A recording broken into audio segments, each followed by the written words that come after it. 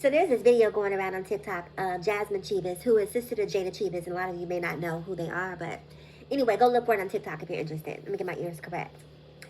But in the video, Jazmine is essentially trying to correct her infant child's mannerisms because she believes that his behavior is feminine. And it's maddening for me to watch this as a black trans woman, right? Because the obsession that black people have with transgenderism and homosexuality is just, it's a next level obsession, right? The policing of it in particular. And I saw a video, speaking of the obsession, I saw a video maybe a week or so ago that had gone viral where Peaches McIntyre, another dysfunctional black woman who was on TikTok, was essentially saying, if your child is gay, the first question you should ask them is, who touched them? But here you have a very, very, very small child who's not even capable of creating the language to say that someone touched them. And already their sexuality has been policed because no one touched them. This is innately who that child, I'm not going to even say that this is who that child is, because what I see when I look at this child is a child who's essentially developing their motor skills. This is not a sexuality thing. This is I'm a baby and I'm figuring out how my body works thing. But because some of the mannerisms may appear to be feminine, then it turns into a whole thing. And I also think that this is compounded by the fact that Jazmine's sister Jada's son Loyal, his sexuality has been policed, and it also began with him at a very, very young age.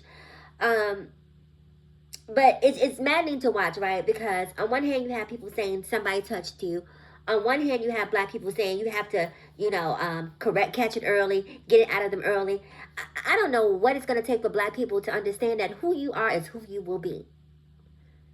It's just simply how you're designed. If you're designed to be gay, you're going to be gay, right? At best, right? Best case scenario, you're training them to be a down low man, which y'all going to complain about years from now. These are the beginning stages of how down low men come to exist. And when down low men come to exist, then you turn around and say, why can't you just be honest? Why can't you just be yourself? Because you did not allow him the space as a child to just be honest, to just be themselves.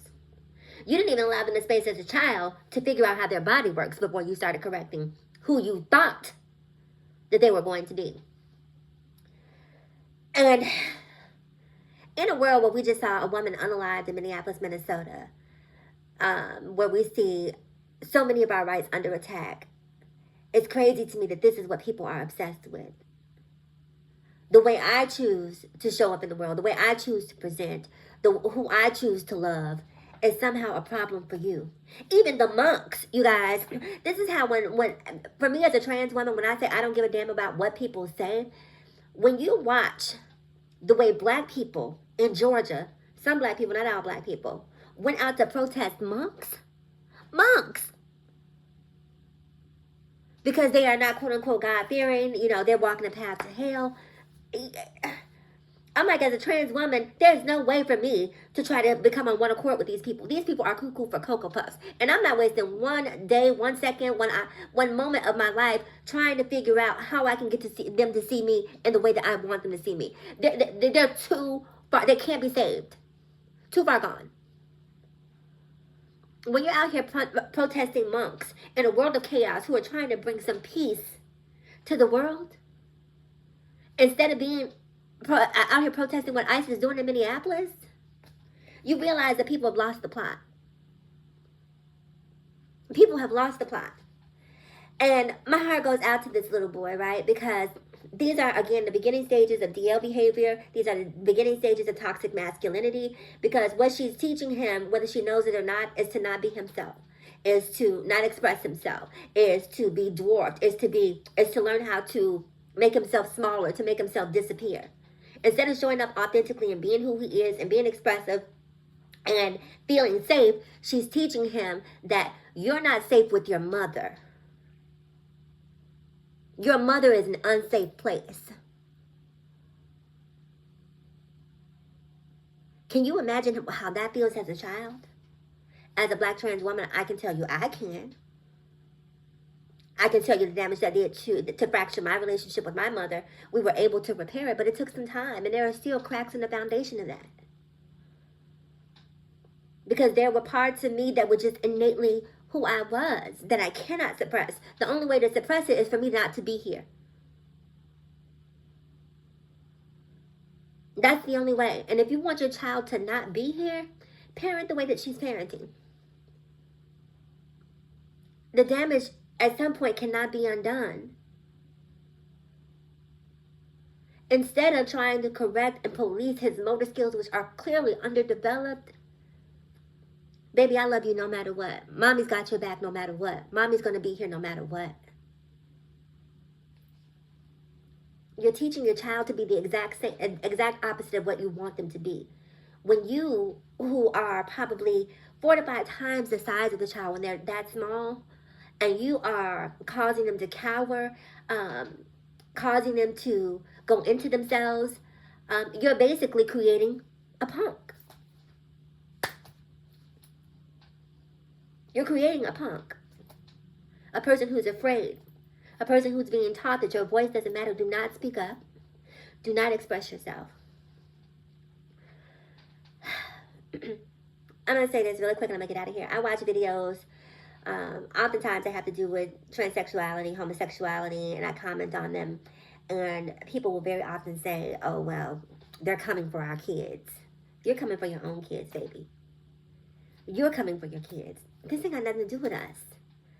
I often think to myself, even though I'm not a religious person, what if God, universe, Allah, Buddha, whatever deity you choose to subscribe to, what if they had the wherewithal to create 10% of the population to compensate for the 10% of deficient parents that were going to be created, right?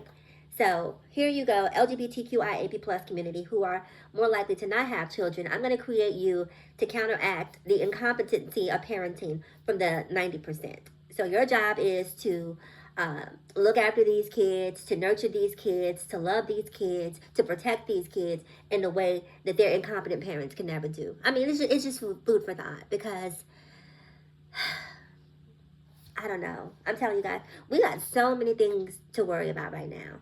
You know, a woman being unalived in the streets of Minnesota is just crazy. And this is what you guys want to find about a bit. And I didn't put the video up intentionally because I just, if you want to find it, it's on TikTok. It's hard to miss. And when you see it, you're gonna be dumbfounded at what you're seeing because you're gonna be scratching your head saying, "Well, where is it?" It isn't. Okay, it's not there.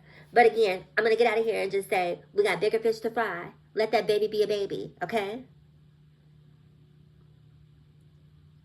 Being a black woman in America in the way that people police the way you show up in the world, and you don't have the wherewithal, you don't have the compassion, the empathy to not do that to someone else, to not do that to a baby. What's wrong with you? Comment below. I'll see you in the next video.